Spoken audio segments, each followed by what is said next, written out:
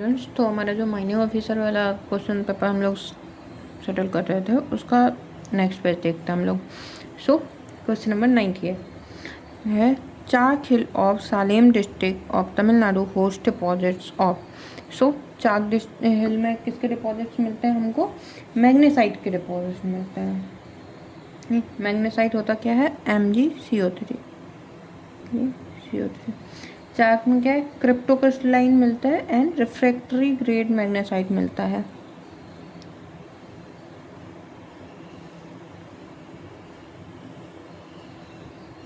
Grade magnesite के deposits हमें मिलते हैं यहाँ पे, जो कि फॉर्म होते हैं mainly alteration of ultra basic rocks and hydrothermal deposits. So formation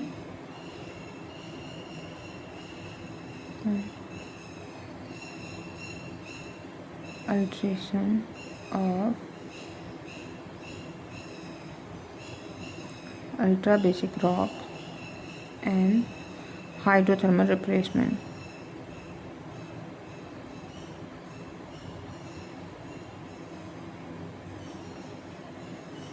use किस में होता है? रिफैक्टरी ब्रिक्स में, steel industry, cement and magnesium extraction में।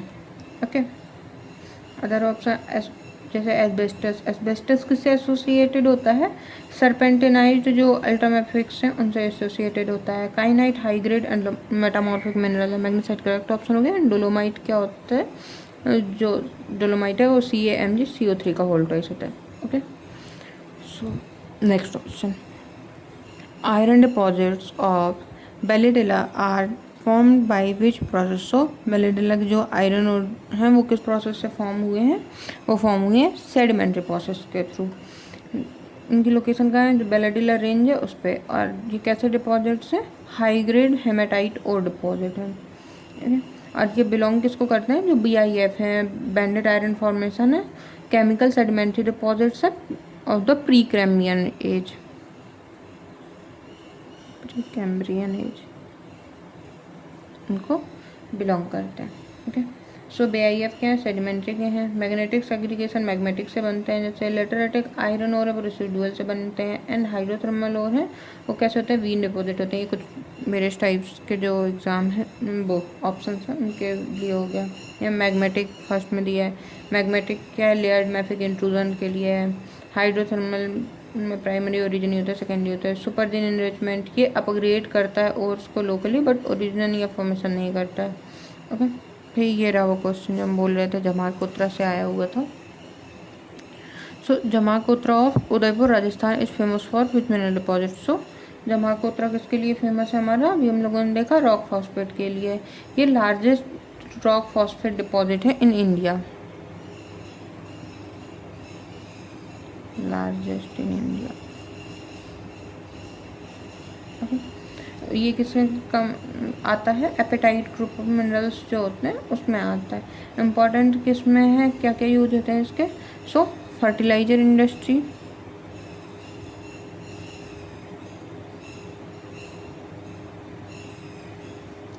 जो फॉस्फोरिक एसिड प्रोडक्शन है,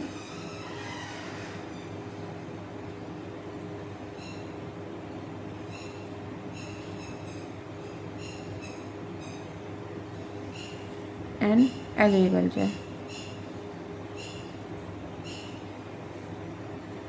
इनमें आता है।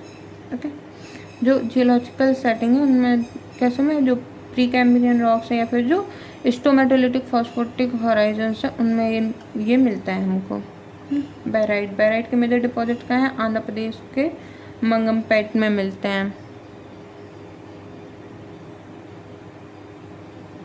मंगमपेट, आई होप हमने क्लियर प्रोनाउंसिएशन इसका किया हो। मंगमपेट बोलते हैं।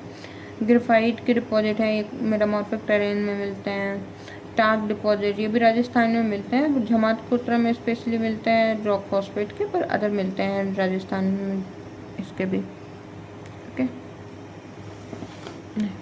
विच of the following is also called as mother of coal. So mother of coal किसको बोलते हैं? फ्यूजेन को बोलते हैं। तो कोल क्या है, होमोजीनियस नहीं होता है, हेट्रोजीनियस होता है। मेगास्कोपिकली ये डिवाइड होता है डिफरेंट डिफरेंट फॉर्म में। जैसे लिथोटाइप्स में, लिथोटाइप्स क्या होते हैं, मेजरली रिप्रेजेंट करते हैं different type of plant material and depositional conditions.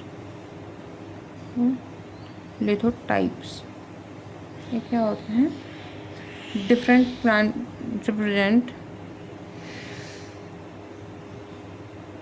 Different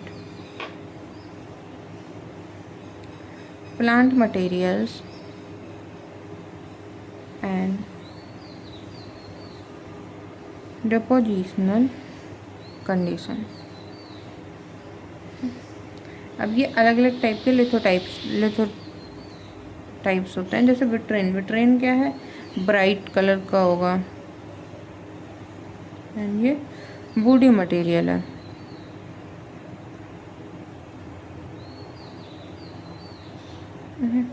फिर क्लोरेन, क्लोरेन क्या होता है, बैंडेड टाइप। क्लोरेन का कलर कैसा होगा, बैंडेड होगा और alternating bright and dull bands होंगे। बैंडेड नहीं, bright and dull bands. Next durain, durain कैसा होगा, डल होगा एंड ये क्या शो करेगा, मिनरल रिच कोल को शो करता है, मिनरल रिच। फ्यूजेन, फ्यूजेन क्या करता है, सॉफ्ट एंड फाइब्रस होता है एंड चारकोल लाइक होता है।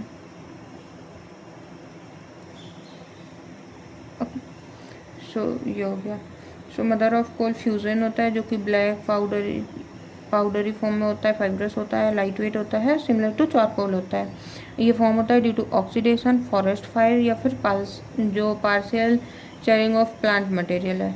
अब इसको मदर ऑफ कोल कहते हैं, तो क्यों कहते हैं, जो प्रिमिटिव कार्बोनेशियस मटेरियल है वो रिजेंबल करता है अर्ली कोल फॉर्मिंग ऑर्गेनिक मैटर्स की तरह, इसकी वजह से इसको मदर ऑफ कोल कहा जाता है। इसकी जियोलॉजिकल इंपॉर्टेंस क्या है, फ्यूजन इंडिकेट करता है ऑक्सीडाइजिंग कंडीशंस को, वाइल्ड फायर एक्टिविटी को, हाई कार्बन कंसनट्रेशन को, और ये generally non cooking, low density and जो ईजिली पाउडर बन जाता है ऐसा होता है। विट्रेन, विट्रेन डेराइव्ड होता है मेनली वुडी टिश्यू से और अपीयर होता है ब्राइट कलर का। Durain dull impure coal rich in mineral matter. Clarain banded lithotype होता है जो इंटरमीडिएट होता है between vitrain and durain. Fusain क्या है, चारकोल लाइक लिथोटाइप है जिसको हम मदर ऑफ कोल बोलते हैं। ठीक है, सो हम लोग बहुत डिटेल्स देख लिया, सो आई होप अभी क्लियर हो गया होगा। Next, bauxite deposits occurs. Bauxite के डिपॉजिट्स कैसे मिलते हैं, blanket deposit, interstratified deposit, pocket deposit and transported deposit. So सभी टाइप के डिपॉजिट मिलते हैं हमें बॉक्साइट के। अब बॉक्साइट होता क्या, सो बॉक्साइट चीफ ओर है एल्यूमिना का, और एल्यूमिना। मेन मिनरल क्या है, गिब्साइट, बोहेमाइट एंड डायस्पोर अदर मिनरल्स होता है। बॉक्साइट मेनली फॉर्म किस प्रोसेस से होता है, सो bauxite mainly form through लेटरेटाइजेशन।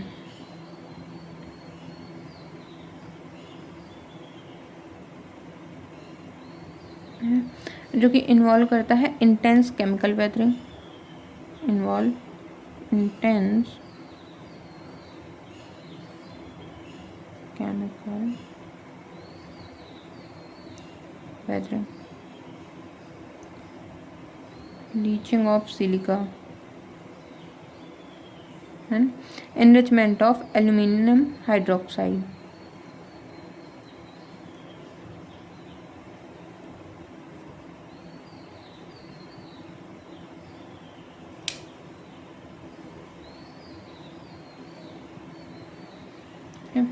So common कहाँ पर होता है ये, एक तो ट्रॉपिकल क्लाइमेट में एंड हाई रेनफॉल रीजन में। So common in tropical climates and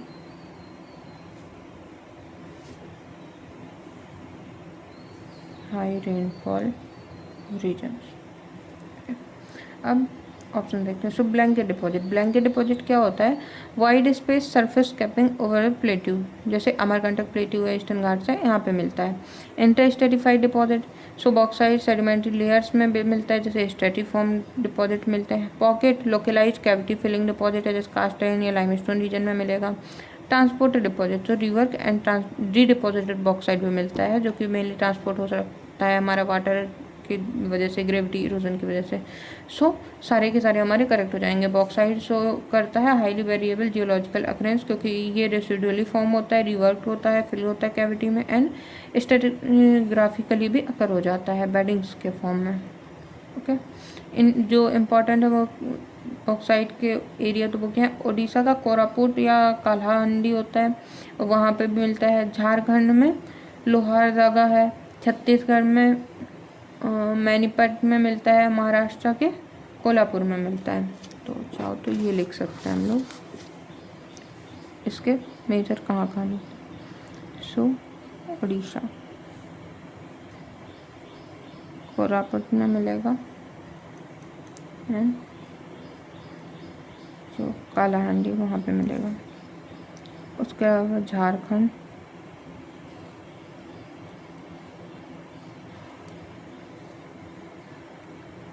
Lohardaga, और Chhattisgarh,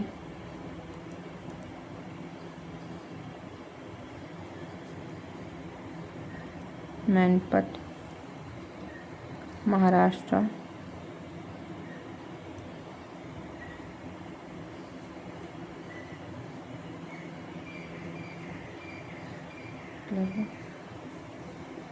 okay.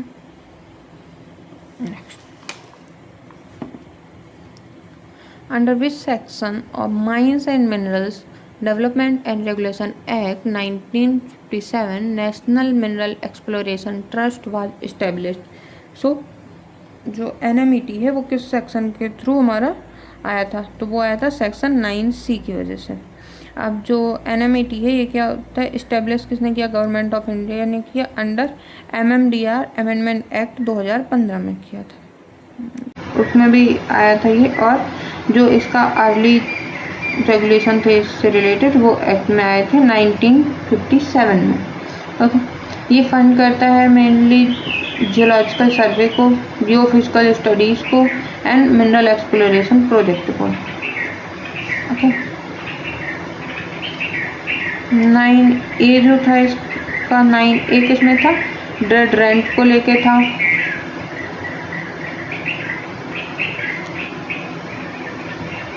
Nine B district mineral foundation, district mineral foundation. 9C तो NMET ही है।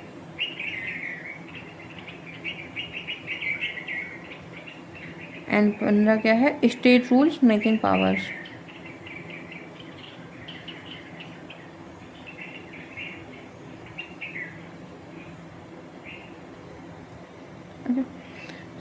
तो आई होप वाला भी आपको क्लियर हो गया होगा। कुछ क्वेश्चन ऐसे आते हैं जो कि हो सकता है कि याद नहीं हो आपको, बाकी तो ठीक ही आता है paper. So the main source of energy driving the hydrological cycle is, hydrological cycles को ड्राइव करने के लिए मेन एनर्जी कहाँ से मिलती है? सो हाइड्रोलॉजिकल साइकिल में मेन एनर्जी आती है थ्रू द सोलर रेडिएशन। अब हाइड्रोलॉजिकल साइकिल क्या है? हाइड्रोलॉजिकल साइकिल इन्वॉल्व करती है evaporation, condensation, precipitation, run of and infiltration. Main driving energy कहाँ से आ रही है? सन से आ रही है, क्योंकि सन क्या कर रहा है? एवोपरेट कर रहा है, जो कि हाइड्रोलॉजिकल साइकिल बिना एवोपरेशन के नहीं चल सकती है। सो स्टेप 1 क्या है? Solar radiation heats ocean and land. So सबसे पहले सोलर रेडिएशन हीट करेगा ओशियन को या फिर लैंड को, जिसकी वजह से क्या होगा? वाटर एवेपोरेट होगा। एवेपोरेट होने के बाद क्या होगा? एटमॉस्फेरिक सर्कुलेशन होगा, ट्रांसपोर्ट होगा मॉइस्चर का। Moisture transport. उसके बाद में जब मटेरियल ट्रांसपोर्ट हो गया सो कंडेंसेशन होगा और रेनफॉल आएगी। Condensation and rainfall. और उसके बाद में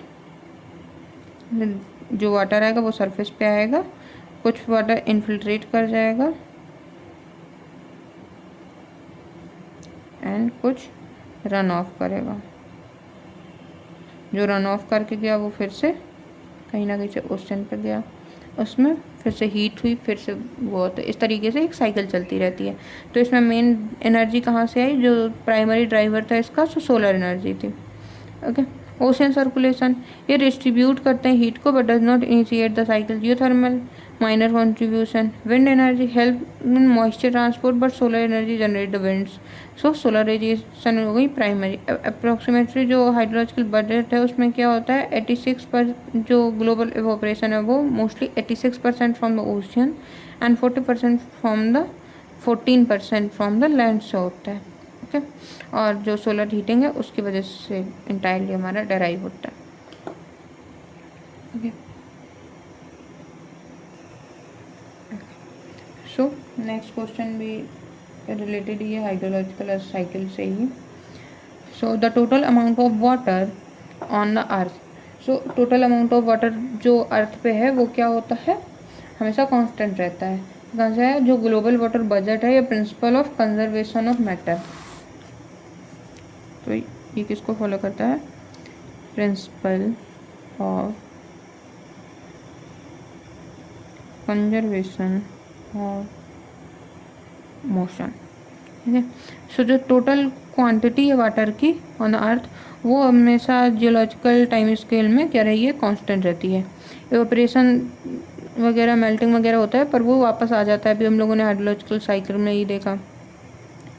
और रिजर्वायर क्या है? सो ओशन 97%, फ्रेश वाटर अप्रॉक्स 3% होता है। ग्राउंड वाटर क्या होता है? मेजर फ्रेश वाटर रिसोर्स होता है एंड एटमॉस्फेयर में बहुत स्मॉल फ्रैक्शन होता है इसका। इस तरीके से वो मतलब बिखरे होते हैं। अब इसमें जो ऑप्शन बी है फ्लक्चुएटिंग, वो थोड़ा कंफ्यूज कर सकता है।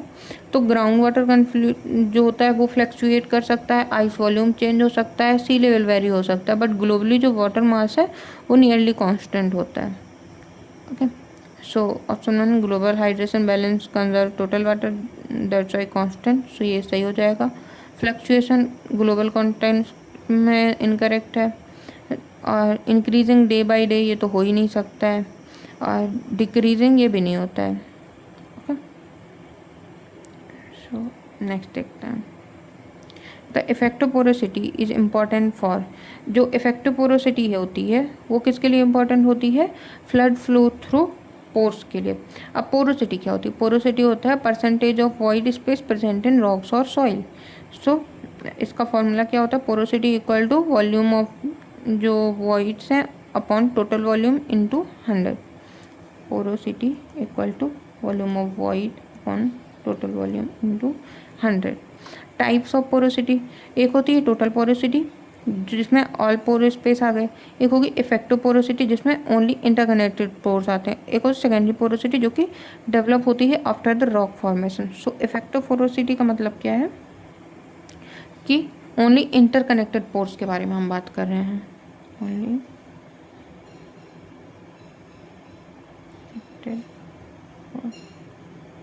मतलब अगर एक ऐसे पोर्स हैं तो ये आपस में इंटरकनेक्ट कर रहा है, फ्लूइड यहाँ पर आ सकता है।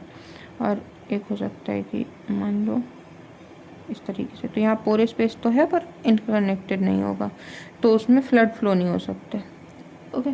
सो इफेक्टिव पोरोसिटी इंक्लूड करती है only interconnected pore spaces through which fluids can move. Okay. ये जो इम्पॉर्टेंस है इसकी, तो ये क्यों हो जाती है? क्योंकि ग्राउंड वाटर मूवमेंट है जो वो कनेक्टिविटी ऑफ पोर्स पे एंड परमेबिलिटी पाथवे पे डिपेंड करता है। अगर पोरोसिटी हमारी हाई भी है, water can not move if pores are isolated, यानी कि अगर इंटरकनेक्टेड नहीं होगी तो वो वाटर मूव नहीं कर पाए। एग्जाम्पल जो प्यूमिस रॉक है, प्यूमिस क्या होती है? वेरी हाई टोटल पोरोसिटी होती है बट पुअर इफेक्टिव पोरोसिटी होती है। ओके। क्योंकि जो पोर्स होते हैं वो पुअरली कनेक्टेड होते हैं। सो अदर ऑप्शन देखते हैं हम। Density of rock, density of rock में क्या होगा? पोरोसिटी इन्फ्लुएंस करती है डेंसिटी को इनडायरेक्टली, बट इफेक्टिव पोरोसिटी जो स्पेशली रिलेटेड होती है फ्लूइड मैकेनिक्स से sorry fluid flow through pores, ये करेक्ट हो जाएगा। इंटरकनेक्टेड जो पोर्स होते हैं वो सेंट्रल ग्राउंड वाटर फ्लो को बताते हैं। फिर हार्डनेस ऑफ रॉक इनकरेक्ट है, हार्डनेस डिपेंड करती है on a mineral composition not on effective porosity. Composition of mineral, so porosity in physical property but mineralogical not mineralogical composition. Okay, so porosity क्या होगी कि कितना उस पर पोर स्पेस है। परमेबिलिटी क्या होती है, ease of flow. Specific yield क्या होता है, वाटर रिलीज। स्पेसिफिक रिटेंशन क्या होता है, वाटर रिटेंट। सो ये कुछ टर्मिनोलॉजी हैं जो कि हमारे रिलेटेड होते हैं इससे। ओके, सो यहाँ के आगे हम लोग नेक्स्ट लेक्चर में करते हैं। Okay, so thank you so much for watching this video lecture and very best for your examination.